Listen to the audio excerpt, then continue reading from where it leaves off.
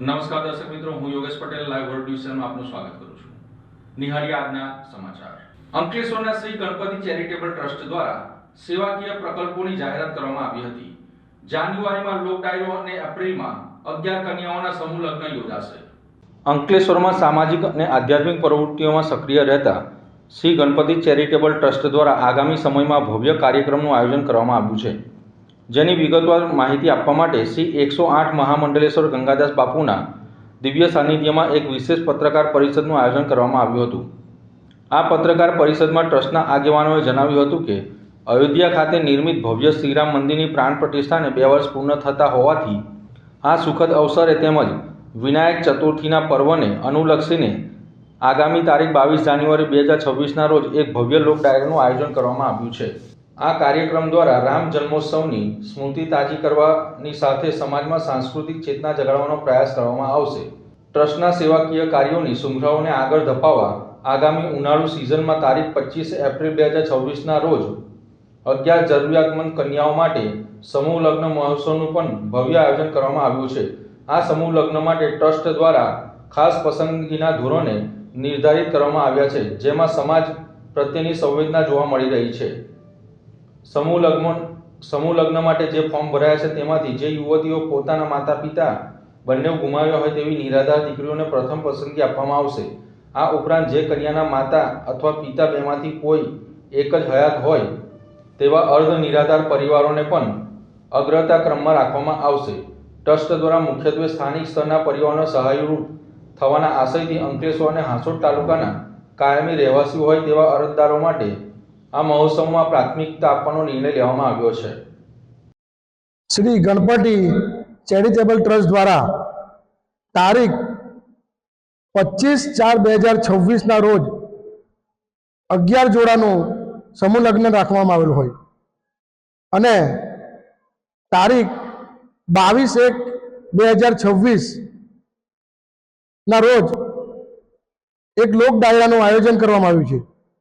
વિનાયક ચતુર્થી હોય અને અયોધ્યામાં ભગવાન શ્રી રામ મર્યાદા પુરુષોત્તમનું પ્રાણ પ્રતિષ્ઠા થઈ હોય અને ભારતમાં ઉત્સાહભેર ઉજવાયું હોય એનું 1 વર્ષ પૂર્ણ થવા જઈ રહ્યું છે. તો આ દિવસે અમે એક ભવ્ય લોક ડાયરો યોજવા જઈ રહ્યા છીએ. આપ સૌને આ લોક ડાયરામાં આવવા માટે હું તમામ ભાવિ ભક્તોને આમંત્રણ પણ પાઠવું છું અને સર્વજ્ઞાતિ સમૂહ લગ્નમાં પણ સૌને હું જોડાવા માટે આમંત્રણ પાઠવું છું. જય શ્રી રામ, જય જય ગણેશ, જય ગણેશ. ભરૂચ દક્ષિણ ગુજરાત વીજ કંપની લિમિટેડ દ્વારા ઉત્તરાયણ પર્વ નિમિત્તે નાગરિકોને સાવચેતીના પગલાં લેવા માટે અપીલ કરી હતી. ભરૂચ ડીજીવીએસએલના શહેરી વિભાગીય કચેરીના નાયબ ઇજનેર HT મિસ્ત્રીએ જણાવ્યું હતું કે ઉત્તરાયણ દરમિયાન વીજ અકસ્માતોને અટકાવવા કંપની દ્વારા મહત્વપૂર્ણ સુરક્ષા સૂચનાઓ જાહેર કરવામાં આવી છે. ખુલ્લા વીજ તારોથી દૂર રહેવું, પતંગ છોડવા માટે લંગર ન નાખવું તેમજ વીજ થાંભલાઓ પર ન ચડવું, આ બાબતો પર ખાસ ભાર મૂકવામાં આવ્યો છે. લંગર નાખવાથી વીજના તારો એકબીજા સાથે અથડાઈ મોટો ભડાકો થવાથી સાથે વીજ ઉપકરણોને નુકસાન થવાની પણ શક્યતા રહે છે. તેમણે વધુમાં જણાવ્યું હતું કે મેગ્નેટિક ટેપ, સિન્થેટિક દોરી કે વીજ વાહક માંજાનો ઉપયોગ કરવો જોખમી છે અને આ પ્રકારની સામગ્રી પર પ્રતિબંધ મૂકવામાં આવ્યો છે. આવી દોરીઓ પાવર લાઇનોને નુકસાન પહોંચાડી શકે છે અને વીજ પુરવઠામાં વિક્ષેપ સર્જી શકે છે. કોઈપણ વીજ સંબંધિત સમસ્યા કે ઇમરજન્સી સંજોગોમાં નાગરિકો ડીજીવીએસએલના ટોલ ફ્રી નંબર 1800-233-3003, 19123 અથવા વોટ્સએપ નંબર 6357097833 પર સંપર્ક કરી શકે છે. ડીજીવીસીએલ દ્વારા તમામ નાગરિકોને સલામતીના નિયમોનું પાલન કરી ઉત્તરાયણ પર્વ આનંદપૂર્વક અને સુરક્ષિત રીતે ઉજવવા માટે અપીલ કરી છે. મારું નામ HT મિસ્ત્રી. હું ડીજીવીસીએલ ભરૂચ શહેર વિભાગીય કચેરીમાં નાયબ ઇજનેર તરીકે ફરજ બજાવું છું. આવનાર ઉત્તરાયણના પર્વને ધ્યાનમાં લઈ જે આપણી ભરૂચ શહેર તેમજ જિલ્લાની પ્રજાજનોને એક વીજ સલામતી અંગે થોડા સંદેશ આપવા માંગીએ છીએ. જેમ કે ઉત્તરાયણના પર્વ દરમિયાન વીજ લાઇન અને વીજ ટ્રાન્સફોર્મરથી સલામત અંતર રાખવું, વીજ તાર, વીજ પોલ કે ટ્રાન્સફોર્મર સેન્ટર ઉપર પતંગ કે દોરો ફસાયો હોય તો તેને ખેંચવાની કોશિશ ન કરવી. પતંગ ચગાવવા માટે મેટાલિક દોરી યાન, જરી કે ચાઇનીઝ દોરીનો ઉપયોગ બિલકુલ ન કરવો, જેનાથી વીજ અકસ્માત થવાની પૂરેપૂરી સંભાવના છે. અને તમારી સાથે વડીલોને પણ એક વિનંતી છે કે ધાબા ઉપર ચઢો ત્યારે તમારા નાના બાળકોનું ખાસ ધ્યાન રાખો. નાના બાળકોમાં આનું પ્રમાણ, અકસ્માતનું પ્રમાણ નાના બાળકોમાં જ વધારે જોવા મળેલ છે. અને એના માટે અમે નાના બાળકોને દરેક સ્કૂલમાં જઈ અમે સલામતીના પેમ્પલેટની પણ વહેંચણી કરવામાં આવી છે, જેથી જે નાના બાળકો છે એમને પણ વીજ સલામતી અંગે થોડી અવેરનેસ આવે. એટલે ભરૂચની જનતાને એક જ વિનંતી છે કે આવનાર આપણો ઉત્તરાયણનો પર્વ છે એ હર્ષ, ઉલ્લાસ અને વીજ સલામતી સાથે ઉજવીએ, એ રીતે ભરૂચની જનતાને એક અનુરોધ છે. જય જય ગઢવી ગુજરાત, ભારત માતા કી જય. અંકલેશ્વર નજીક પુનગામ પાસેથી એક્સપ્રેસ હાઈવે પર જવાનો એપ્રોચ રોડ ફરી એકવાર બંધ કરી દેવામાં આવતા અંકલેશ્વર, હાંસોડ અને ઓલપાડ તાલુકાના લોકો સાથે ખુલ્લી મજાક થઈ રહી હોવાનો રોષ ફાટી નીકળ્યો છે. અંકલેશ્વર પુનગામ પાસે એક્સપ્રેસ હાઈવે પર જવાના એપ્રોચ રોડ પર ફરી એકવાર બંધ કરી દેવામાં આવતા અંકલેશ્વર, હાંસોડ, ઓલપાડ તાલુકાના લોકો સાથે ખુલ્લી મજાક થઈ હોવાનો રોષ ફાટી નીકળ્યો છે. મળતી માહિતી મુજબ અંકલેશ્વર તાલુકા પોલીસે સ્થળ પર બંદોબસ્ત જાળવી રાખી NHAI દ્વારા એપ્રોચ રોડનો એન્ટ્રી ડિવાઈડર બેરિકેડ મૂકીને સંપૂર્ણ રીતે બંધ કરી દીધો છે. રોજિંદા આવન જાવન માટે આ માર્ગ પર નિર્ભર રહેતા લોકો માટે આ નિર્ણય મુશ્કેલીરૂપ બન્યો છે. કેન્દ્રીય માર્ગ મકાન મંત્રાલયે ગત નવેમ્બર માસમાં આ એપ્રોચ રોડ શરૂ કરવાની મોટી જાહેરાત કરી હતી, જેના કારણે વર્ષોથી ટ્રાફિકની સમસ્યાથી પીડાતા લોકોને રાહતનો શ્વાસ મળ્યો હતો. તે સમયે ભાજપ દ્વારા આ નિર્ણયને વધાવતા ફટાકડા ફોડી ઉજવણી કરવામાં આવી હતી. જોકે હવે અચાનક એપ્રોચ રોડની એન્ટ્રી બંધ કરાતા લોકો છેતરાયા હોવાની તીવ્ર લાગણી જોવા મળી રહી છે. જાહેરાત એટલી વિશ્વસનીય અને દેખાવડી હતી કે ભાજપ દ્વારા નિર્ણયને વધાવી ફટાકડા ફોડી ઉજવણી કરી દેવામાં આવી હતી, પરંતુ હવે કોઈ આગોતરી જાણ કે સ્પષ્ટ કારણ વિના એપ્રોચ રોડની એન્ટ્રી ડિવાઈડર બેરિકેડ મૂકીને બંધ કરી દેવામાં આવતા લોકોમાં જાહેરાતો માત્ર રાજકીય શો હતો એવો કટાક્ષ થવા લાગ્યો છે. સ્થાનિકોનું કહેવું છે કે જો રોડ શરૂ કરવા યોગ્ય નહોતો તો જાહેરાત કેમ કરાઈ, અને જો યોગ્ય હતો તો આજે ફરી બંધ કરવાનો નિર્ણય કેમ લેવામાં આવ્યો. વારંવાર બદલાતી નીતિ અને અર્ધવટા નિર્ણયોથી જનતાનો સમય અને ઈંધણ અને વિશ્વાસ ત્રણે બરબાદ થઈ રહ્યા છે. અંકલેશ્વર તાલુકા પોલીસ દ્વારા બંદોબસ્ત રાખીને એન્ટ્રી બંધ કરી એ તંત્રની નિષ્ફળતા પર પડદો પાડવાનો પ્રયાસ હોવાનું પણ લોકો કહી રહ્યા છે. રોડ બંધ કરીને શાંતિ જળવાય, સમસ્યા નહીં, આવી માનસિકતા સામે કડક ટીકા થઈ રહી છે. હવે લોકો માત્ર રોડ નહીં પરંતુ જવાબદારી અને સ્પષ્ટતા માંગી રહ્યા છે. જાહેરાતો, ફટાકડા અને ફોટો સેશન પૂરતા નહીં, પરંતુ કાયમી ઉકેલ અને ઈમાનદાર જવાબ તંત્ર ક્યારે આપશે તે જોવું રહ્યું. ભરૂચના શહેરી વિસ્તારમાં વન્યજીવ સાહુડીના પરિવારની અવરજવરથી લોકોમાં ડરનો માહોલ જોવા મળી રહ્યો છે. ભરૂચ શહેરની પટેલ સોસાયટી વિસ્તારમાં છેલ્લા 6 થી 7 મહિનાથી વન્યજીવ સાહુડીના પરિવારની અવરજવરથી સ્થાનિકોમાં ભયનું વાતાવરણ સર્જાયું હતું. સોસાયટીના કમ્પાઉન્ડ તથા રસ્તાઓ પર સાહુડીના પરિવાર ખુલ્લેઆમ ફરતા જોવા મળ્યા છે. સ્થાનિક રહેવાસીઓના જણાવ્યા મુજબ આશરે 5 સાહુડીઓનો પરિવાર આ વિસ્તારમાં વસવાટ કરી રહ્યો છે. આ અંગે સોસાયટીમાં રહેતા જાગૃત જીવદયા પ્રેમી મિતુલ પટેલ, કામધેનુ ગૌરક્ષક સમિતિના આશિષ શર્મા, નેચર પ્રોટેક્શન ક્લબના સભ્યો યોગેશ મિસ્ત્રી, રમેશભાઈ દવે તથા કસક વિસ્તારના જીવદયા પ્રેમીઓને માહિતીના આધારે આ વિસ્તાર પર નજર રાખી હતી.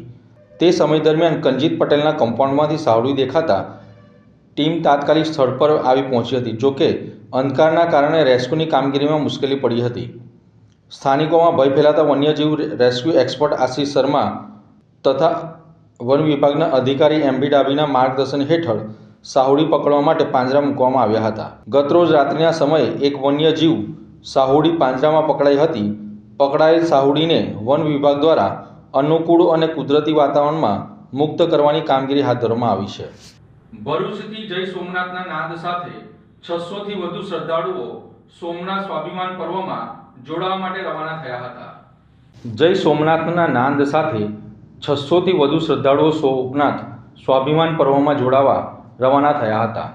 ભારતની આધ્યાત્મિક અને સાંસ્કૃતિક વિરાસતના પ્રતીક સમાન સોમનાથ જ્યોતિર્લિંગ ખાતે આયોજિત સોમનાથ સ્વાભિમાન પર્વમાં સહભાગી થવા માટે ભરૂચ જિલ્લામાંથી ભારે ઉત્સાહ જોવા મળી રહ્યો છે. વડાપ્રધાન નરેન્દ્ર મોદીની આગામી 10-11 જાન્યુઆરીથી સોમનાથ મુલાકાત પૂર્વે આજે ભરૂચ રેલવે સ્ટેશનથી 600 થી વધુ યાત્રાળુઓ વિશેષ ટ્રેન મારફતે સોમનાથ જવા રવાના થયા હતા. ભવ્ય પ્રસ્થાન અને મહાનુભાવોની ઉપસ્થિતિ રેલવે સ્ટેશન ખાતે આયોજિત પ્રસ્થાન કાર્યક્રમમાં ભરૂચના ધારાસભ્ય રમેશ મિસ્ત્રી, વાગરાના ધારાસભ્ય અરુણસિંહ રાણા, પૂર્વ ધારાસભ્ય દુષ્યંતભાઈ પટેલ અને જિલ્લા પ્રમુખ સહિતના અગ્રણીઓ ઉપસ્થિત રહ્યા હતા.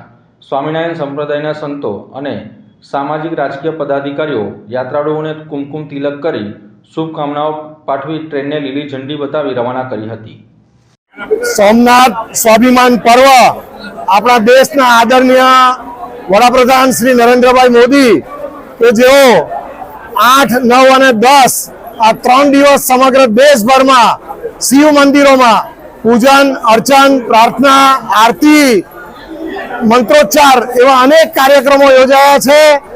1000 વર્ષ પહેલા આ દેશના સોમનાથ મંદિર ઉપર મોગલ આક્રમક મોહમ્મદ ગઝનીએ જે હુમલો કર્યો હતો અને આ મંદિરને ધ્વંસ કર્યું હતું, સોમનાથ મંદિરને, એને પુનઃ જીર્ણોદ્ધાર અનેક વખત કરવામાં આવ્યું.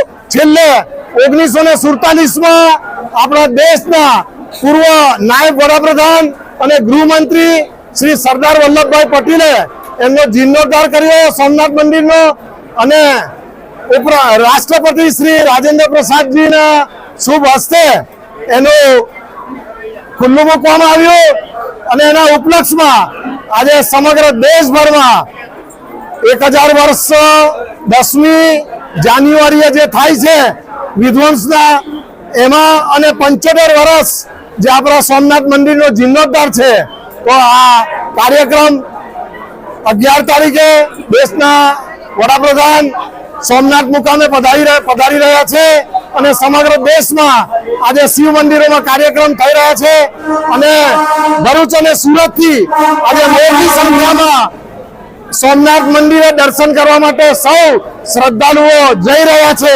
અને એમને વિદાય આપવા માટે આજે ભરૂચના ધારાસભ્ય શ્રી રમેશભાઈ મિસ્ત્રી અને વાગરાના ધારાસભ્ય શ્રી અરુણસિંહજી રાણા તેમજ સંતો મહંતો સૌ ઉપસ્થિત અહીં રહ્યા છે.